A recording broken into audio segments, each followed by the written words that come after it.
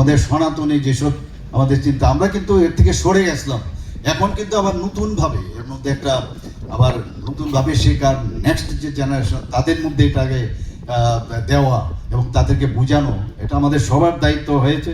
এবং তাতে করে এই ঐতিহ্যকে এই যে আমরা যখন ওই দৌড়ই যে নেক্সট ব্যাটন যারা আমাদের নেক্সট জেনারেশন তাদেরকে আমরা যদি দিয়ে যেতে পারি, তাহলে আমাদের যে ভারতবর্ষ একটা শ্রেষ্ঠ দেশ হবে সেটা আমি নিশ্চিত। দেশ বিদেশের বিভিন্ন প্রান্ত থেকে এখানে পুণ্যার্থীরা আসবেন, তীর্থযাত্রীরা আসবেন। আমি অত্যন্ত আনন্দিত যে চিন্ময়া হরিহরা প্রতিষ্ঠানটি এখানে সম্পূর্ণ বিনামূল্যে শিক্ষার সামাজিক যারা ডিপ্রাইভ গ্রুপ তাদের শিশুদের, আমি যখন এখানে ফাউন্ডেশন লে করার সময় এসেছিলাম, যে শিশুদের ভবিষ্যৎ গড়ে তোলার যে কাজটা উনারই করছেন, ওনার সত্যিকারের একজন আমি বলবো ভবিষ্যতের কারিগর।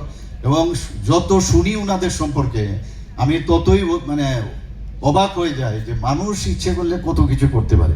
ইতিমধ্যে 100 জন ছাত্রছাত্রী এখানে শিক্ষা লাভ করছে এবং সেবামূলক কাজ আমাদের সমাজকে আরো শক্তিশালী ও মানবিক করে তুলবে। আমি আবার আজকের এই অনুষ্ঠানে উপস্থিত রয়েছেন পরম শ্রদ্ধেয় সহসংঘ চালক রাষ্ট্রীয় স্বয়ংসেবক সংঘের শ্রী মোহন ভাগবতজি মহাশয়, এবং ওনার উপস্থিতিতে এই অনুষ্ঠানের যে গৌরব আমার মনে হয় একটা আলাদা একটা মানে এখানে গৌরব বৃদ্ধি হয়েছে।